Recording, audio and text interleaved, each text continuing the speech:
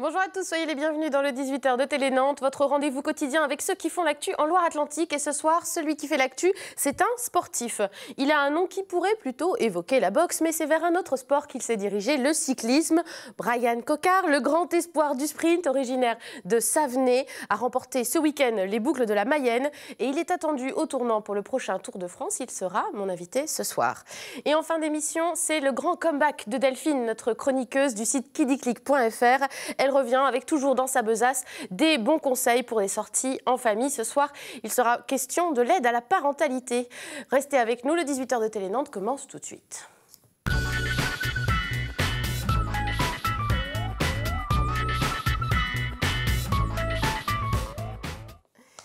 Il me rejoint autour de la table, Brian Coquard. Bonsoir.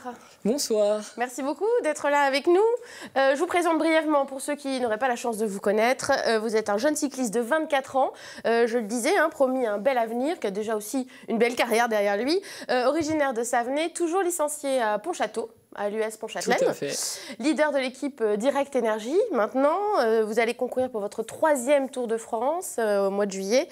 Et puis, vous êtes un sprinter dans les différentes catégories du cyclisme. Il y a les sprinters, il y a les grimpeurs, il y a les rouleurs, m'a-t-on dit? Oui, voilà. Vous êtes, m'a-t-on dit, on m'a soufflé un peu, je ne suis pas une experte, on avoue. Comment on choisit sa catégorie? Je pense que ça vient de naturellement, en fait. Depuis tout petit, voilà, je suis tout petit, même si j'ai pas grandi beaucoup, mais depuis votre plus jeune âge, on va dire. Depuis mon plus jeune âge, je suis rapide au sprint et je pense que c'est une des meilleures qualités qu'on peut avoir dans le vélo parce qu'il y a maintenant à peu près 80% des courses qui arrivent au sprint et depuis môme, je suis comme ça, sprinter. Et puis bon, ça se travaille un petit peu, mais je pense que c'est dans les gènes que ça se transmet et qu'on devient sprinter ou non. Ouais, vous étiez fait pour faire du sprint.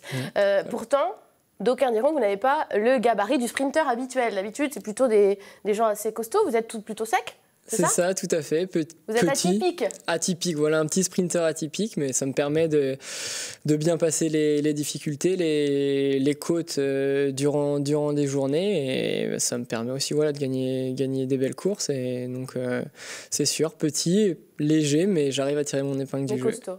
Petit et costaud, voilà, c'est ce qu'on disait. Ça vous permet de remporter des courses et c'est d'ailleurs ce qui a été le cas. Le week-end dernier, c'était les boucles de la Mayenne. On voit l'image un petit peu là sur la ligne d'arrivée. Ça confirme un excellent début de saison. Vous avez aussi remporté les 4 jours de Dunkerque. C'est votre année un peu, là, la saison 2015-2016? Je sais pas, on verra après le Tour de France, mais... Voilà, dans le vélo, le Tour de France, c'est la période la plus importante, en tout cas dans ma saison, c'est mon objectif. Mais c'est sûr que voilà, j'ai déjà 11 succès depuis le début de la saison, 2 classements général. Et c'est un peu nouveau pour moi. J'avais jamais vraiment gagné de course par étapes comme ça. Et ouais, je suis très, très satisfait, très content. Et j'espère que la saison, dans la saison, ça va continuer comme ça, et surtout sur le Tour. Ouais. Bon, c'est ça le plus important. Évidemment. Et si un tour raté, c'est presque une saison ratée. Et un tour réussi, c'est... On peut faire un mauvais début de saison et réussir son Tour de France, la saison sera réussie. Ouais. Si on rate son Tour de France, on oubliera qu'on a gagné tout le reste, tout le début de la saison en fait. C'est ça. Mais bon, avant le Tour de France, il y a encore d'autres étapes parce que des courses, il y en a tout le temps. Il y a la Route du Sud bientôt à laquelle vous allez participer. Il y aura les championnats de France aussi à Vesoul à la fin du mois. Ouais. Ça fait une sacrée cadence, ça? Ouais, c'est une sacrée cadence. Souvent, le grand public pense on me demande souvent, on me pose la question et s'il y a d'autres courses et tout, les gens sont souvent surpris, mais ouais, toute l'année, ça fait à peu près, je pense, en moyenne, on va dire entre 80 et 100 jours de course qu'on peut avoir dans une saison chez un professionnel. Et... Ça vous fatigue pas pour le Tour de France, justement? Vous économisez pas, finalement? Non, ça économise pas trop. Après, ça peut... Voilà, même si je gagne des courses, je suis encore en préparation avant le Tour. J'ai effectué une bonne coupure après l'Amstel Gold Race fin mai. Et du coup, ça me permet de revenir en forme tranquillement et de préparer sereinement mon Tour de France. Mais pour vos déplacements au quotidien, c'est pas le vélo, par contre, vous reposez là, non? On s'entraîne tous les jours, mais tous les jours. C'est vrai qu'après, je prends pas mal la voiture. Ouais, voilà, il faut se reposer quand même. On l'a dit, l'enjeu, c'est quand même le Tour de France aussi qui démarrera en juillet. Vous avez souvent fini 2e l'année dernière, notamment sur cette fameuse étape des Champs-Élysées, ce qui a créé pas mal de frustration, évidemment. Ça veut dire que cette année, la préparation, elle se fait autrement, justement en ayant le souvenir de l'édition précédente? autrement et un peu pareil, de la même façon à la fois. Autrement parce que j'ai progressé, j'ai que 24 ans comme vous avez pu le dire tout à l'heure, et du coup je progresse d'année en année. Là je pense avoir franchi encore un palier, mais pareil parce que aussi voilà, malgré tout depuis 2 ans j'arrivais assez en bonne forme sur le Tour de France, et du coup on a décidé le programme de course est à peu près similaire, et c'est sûr que j'ai fait de la 4e place à la 2e place sur le Tour, et maintenant j'ai envie de monter sur la plus haute marche. Évidemment, vous êtes ambitieux, vous voulez finir premier. C'est ça, ouais, gagner une étape sur le Tour, c'est un rêve de gosse, c'est l'objectif de ma saison maintenant, et l'objectif d'une carrière aussi, c'est de gagner sur la plus belle course du monde, le Tour de France. Et moi j'étais pas loin l'an passé, il me manquait pas grand chose, et voilà, avec Direct Energy on a beaucoup travaillé cet hiver. Depuis le début de la saison ça bosse dur aussi pour me permettre de lever les bras sur le Tour. Alors justement, vous mettez toutes les chances de votre côté, et Direct Energy aussi à fond derrière vous, et vous faites ce qu'on appelle des recos. On a vu les images, c'est des recos comme reconnaissance d'étape. Olivier Caillé d'ailleurs vous a suivi lors d'une de ces recos, c'était sur l'étape Granville-Angers. Je vous propose de voir ce reportage. Segré, c'est 43 km 500 de l'arrivée. On bifurque sur la gauche pour aller direction Angers, plus de changement de direction jusqu'à l'arrivée. Les 500 mètres, les 400 mètres, et la dernière ligne droite fait 330 mètres. Vous virez à droite ici, et ça continue en prise jusqu'à la ligne. C'est l'hôtel de ville qui faisait à l'arrivée. Ouais.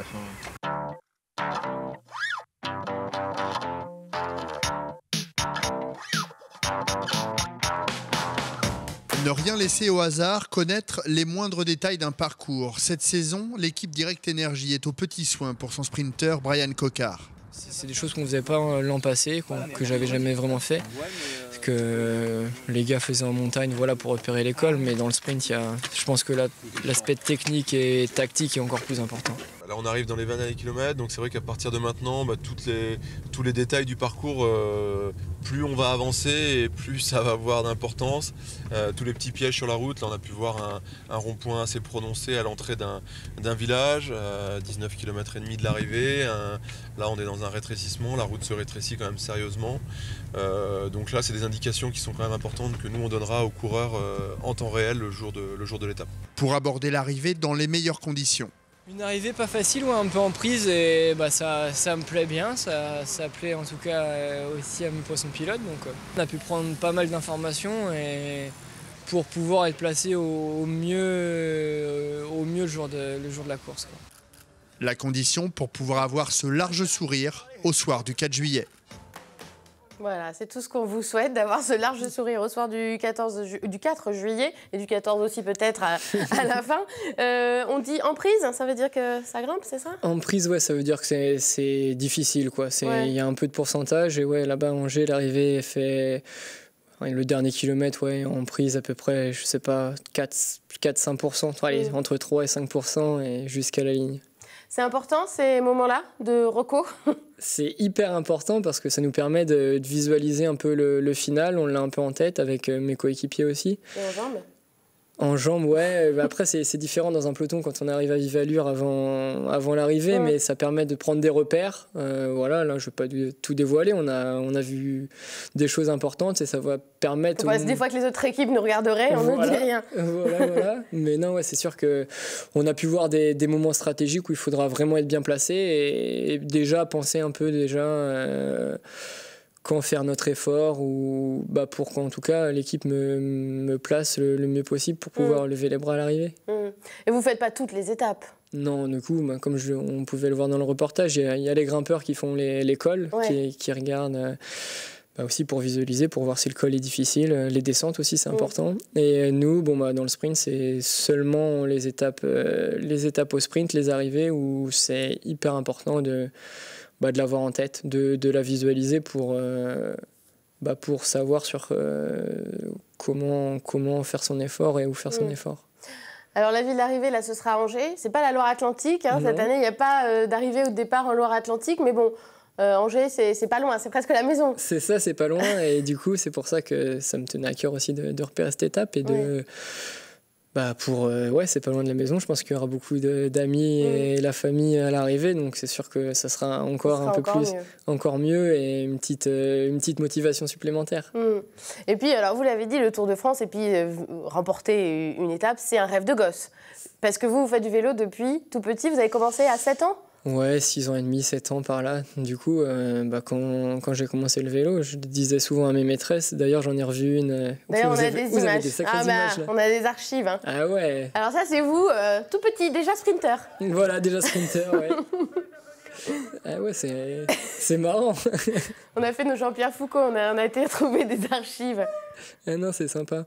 Mais ouais, du coup, depuis 7 ans, et quand à l'école, on me disait qu'est-ce que je voulais faire le Tour de France et être professionnel. Ah ouais, donc c'était vraiment chevillé au corps, quoi. Ouais, c'est ça, depuis môme. Et du coup, c'est sûr que ouais, c'est un rêve de gosse de gagner une étape, de porter le maillot jaune. Je sais que je gagnerai jamais le Tour de France, ça c'est sûr. Et pourquoi ça ? Parce que je suis pas grimpeur et pas super bon contre la montre. Pour gagner le Tour de France, il faut être un super bon grimpeur. On dit souvent un coureur de course par étape. Et du coup, moi, je suis sprinter, mais je gagnerai jamais le Tour de France, c'est sûr. Mais après, il y a des belles choses à faire. Le maillot vert, gagner des étapes et pourquoi pas porter le maillot jaune aussi un jour. Il y a plein de choses à faire. Ouais. En tout cas, il paraît que aussi, quand vous étiez petit, vous voulez qu'on vous appelle Cocardi. C'est vrai, Cocardi. Pourquoi ? Parce que c'était l'époque Cipollini, Pantani. Voilà, on a l'image de Pantani. Et du coup... C'était à l'italienne, quoi. C'était l'italienne. Je me rappelle que je faisais des tours dans le jardin de mes grands-parents. Et c'était pas Cocard, c'était tout le temps Cocardi qui gagnait. Ouais. Je trouvais ça... Ouais, et on a encore des images de vous, petit moi. Alors, si on a tout ça, on va vendre un petit peu qui est notre source. C'est parce qu'on est allé voir votre plus grande fan. On l'écoute ? J'essaie de me contrôler, quoi, parce que peut-être un petit peu exubérante, peut-être un petit peu parce que par rapport à Brian, mais bon, voilà, j'essaie de me contenir un petit peu, quoi, que je sois pas trop... Voilà.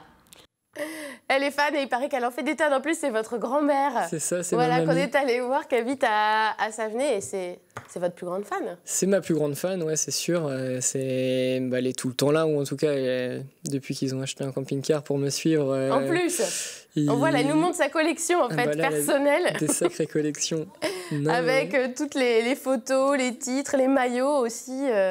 C'est important d'avoir ce soutien-là de la famille. C'est hyper important, ça fait chaud au cœur, ça fait plaisir, surtout quand je sais qu'ils sont là à l'arrivée, c'est encore une petite motivation supplémentaire. Et ouais, ils essayent de me suivre le plus possible. Alors, on a des courses à l'étranger et tout, c'est difficile, mais c'est sûr que quand c'est dans le coin, et j'ai pas trop le droit de pas faire la course si c'est pas trop loin, parce qu'ils veulent venir. Donc, non, ouais, c'est sûr que ça fait super plaisir de les voir comme ça sur le bord de la route. Elle nous a dit que vous la faisiez pleurer, par contre. Hein. Oui, elle pleure. Apparemment, elle pleure souvent. Pourtant, c'est des moments de joie, mais elle est un peu émue à l'arrivée. Puis mon papy, il le dit pas, mais c'est sûr, il pleure aussi. Ouais.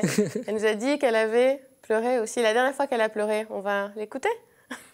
Quand il a gagné samedi, alors là, j'ai versé mes larmes parce que il a fait une course magnifique et une arrivée extraordinaire. Alors là, j'ai pleuré, là. Mais ça fait un petit moment que je n'avais pas pleuré. Voilà, elle a pleuré ce week-end pour l'arrivée à la boucle de la Mayenne. Vous aussi, vous pleurez ? Non, je pleure pas beaucoup. Je suis plutôt content quand je gagne et je lève les bras, mais non, ça fait chaud au cœur, ça fait plaisir. Ouais. Mais c'est important aussi pour vous d'avoir ces racines-là. Alors, il y a la famille, il y a les amis, vous habitez toujours dans le coin, vous habitez à Sautron. C'est important d'avoir ce retour aux racines aussi quand on est souvent sur les routes, justement. Ouais, c'est hyper important. Je suis proche de mes amis, de ma famille. C'est hyper important pour moi. C'est pour ça aussi que je suis revenu de la région bordelaise, où j'ai fait mes études et j'étais au Pôle France. Mais j'aurais pu rester là-bas, mais j'ai décidé de revenir parce que pour moi, c'était important de voir ma famille, de me rapprocher aussi de mes amis pour voilà, quand je reviens de course, le vélo c'est bien, mais on a une vie aussi et du coup le retour aux sources c'est hyper important pour moi. Une vraie vie, on arrive à faire la fête et tout ça avec ses amis aussi, même quand on est sportif. Faut faire. Il y a des périodes. Non, c'est sûr qu'il y a des périodes là, un peu moins avant le Tour de France, mais bon. C'est sûr que j'aime la vie aussi et bon, quand je peux me le permettre, j'hésite pas à faire la fête avec mes amis. Ouais, quand on prépare le Tour, on rentre dans un régime particulier, dans une ascèse particulière aussi ? Ouais, c'est sûr que on a on entend souvent que voilà, le régime alimentaire et de vie d'un cycliste professionnel, c'est difficile, c'est plein de contraintes, mais c'est quelque chose avec que je le vis bien, je le vis très bien, je me prends pas trop la tête, non. Je pense qu'il faut être bien dans sa tête, bien dans son corps, et voilà, c'est pour ça que voilà, avant le Tour, parce que j'ai envie de perdre un petit peu de poids et d'être à mon poids de forme avant le Tour de France, donc je fais vraiment, vraiment attention, mais c'est parce que j'ai un but, c'est de lever les bras sur le Tour, donc c'est des sacrifices, mais aussi pour la bonne cause. C'est ça, c'est pour la bonne cause. Avant de se quitter, on a encore 2 questions à vous poser, et c'est pas moi qui vais les poser. Bon, Brian, je voudrais poser une question. Est-ce que je ferai une bonne cycliste avec mon vélo à assistance électrique? Tu refuses toujours d'aller rouler avec moi parce qu'apparemment je roule pas assez vite, mais je m'entraîne dur. Donc quand est-ce qu'on se retrouve dans le même groupe pour faire du vélo? Donc on a vu votre grand-mère et votre maman. C'est ça. Apparemment, on se ressemble. Oui, il y a quelque chose là, on peut pas mentir. En plus, elle a carrément des petits vélos sur son t-shirt. C'est le détail qui tue. Elle est à fond. Elle est à fond. Alors, qu'est-ce qu'on leur dit? Est-ce que c'est une bonne cycliste, votre mamie, avec son vélo à assistance électrique? Oui. Mais j'ai jamais vu vraiment rouler avec son vélo, mais apparemment, ça va vite, ça va très vite. Et puis, pour ma maman, c'est vrai que je traîne un peu de la savate quand il faut.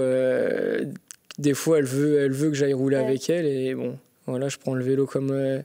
Voilà, vous engagez devant votre maman, là, elle nous regarde, vous allez pédaler avec elle. Je m'engage à aller pédaler un jour et peut-être même plusieurs fois avec elle. En tout cas, on les remercie de s'être prêtés au jeu des questions et des souvenirs. Et on vous remercie aussi d'avoir été avec nous. Et on vous souhaite bonne chance pour les prochaines étapes, évidemment. Et tout de suite, on va accueillir Delphine, notre chroniqueuse de Qui dit Clic. Elle va aussi un petit peu parler de vélo, c'est le hasard, vous allez voir.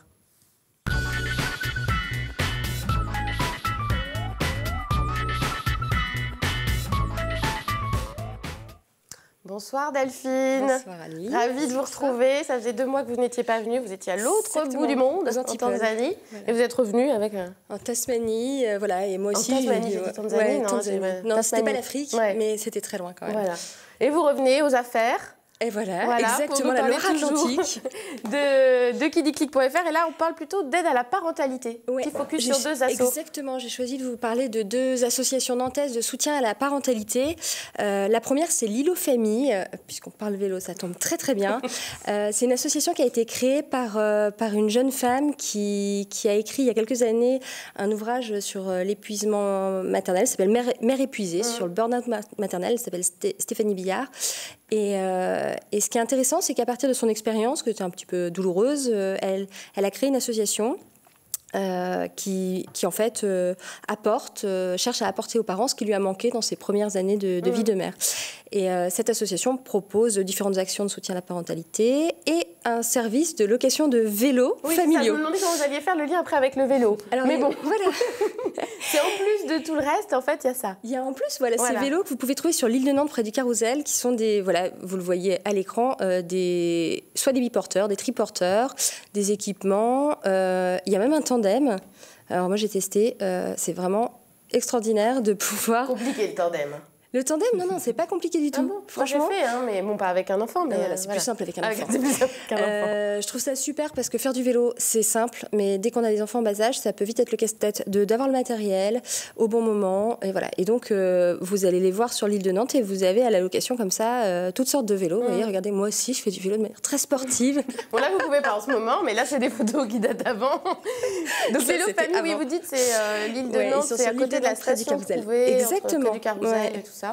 Voilà. Ne pas les louper. Je trouve que c'est un projet très sympa parce que c'est à la fois, ça permet de rencontrer d'autres parents, de faire des sorties. Ils organisent des sorties en ce moment très sympas pour les papas et leurs enfants sur des excursions de 4 heures. La prochaine a lieu samedi. C'est la découverte des 4 vallées, vraiment très chouette. Donc les papas peuvent venir avec leur pique-nique. Les vélos sont fournis par l'asso. Prenez des notes quand vous avez un enfant, Brian. Voilà, pour y aller en tandem. Voilà. Programme très sympa. Donc à retrouver dans la rubrique sortie du moment sur Qui dit Clic. Voilà, il y a aussi le site Îlot Famille, puis le contact téléphonique qui a dû passer. Tout à fait. Et ensuite, il y a une autre asso alors, qui s'appelle Marrainez-vous. Ça, c'est encore autre chose. C'est une autre, c'est une autre asso qui a un projet, je trouve, très intéressant. En fait, c'est une asso qui met en relation des familles marraines et des mères isolées. Alors, si vous vivez une grossesse en solitaire ou que vous avez des enfants en bas âge et que vous vous sentez isolé, vous pouvez prendre contact avec cette association. Des mamans célibataires, quoi, plutôt. Plutôt des mamans célibataires, des mères seules qui se sentent en situation d'isolement. Et en fait, l'association va vous mettre en relation avec une famille. Il y a deux types de familles qui vont pouvoir vous accompagner. Soit des familles qui sont de la même tranche d'âge et ça permet de nouer des liens forts. Et parfois, ça va jusqu'à des liens amicaux. Ouais. Et aussi des familles qui, elles, sont plus expérimentées et qui vont avoir plus de recul sur les questions de parentalité. Le but étant d'être dans un lien suivi, continu, fort. Les familles marraines sont accompagnées et formées par l'association. C'est quelque chose de très sérieux. Oui, parce qu'on n'accueille pas une maman comme ça. Comme ça, il faut, c'est un engagement fort. Sur la durée aussi, sur la durée. Voilà. Donc, c'est une asso qui s'est créée à Nantes en 2013, je crois, et qui vient d'ouvrir une antenne à Saint-Nazaire-Guérande. On a les contacts là justement aussi qui s'affichent, les contacts téléphoniques et puis le site aussi Marrainez-vous pour toutes les personnes que ça peut intéresser. Mais une jeune asso à qui vous voulez donner un coup de pouce. Enfin, jeune. Exactement. Et alors en préparant la chronique, j'ai découvert que ces deux associations se connaissaient, étaient en ce moment même à la recherche de locaux pour accueillir les familles. Donc, un local commun. Voilà, un local commun, un local commun, des locaux communs. Voilà. Pour être ensemble, donc Lilo Famille et Marrainez-vous. Merci beaucoup Delphine, bravo pour ce retour. Merci Brian. Merci et puis on vous souhaite bonne chance encore une fois. Merci à vous de nous avoir suivis. Excellente soirée sur Télé Nantes, on se retrouve demain.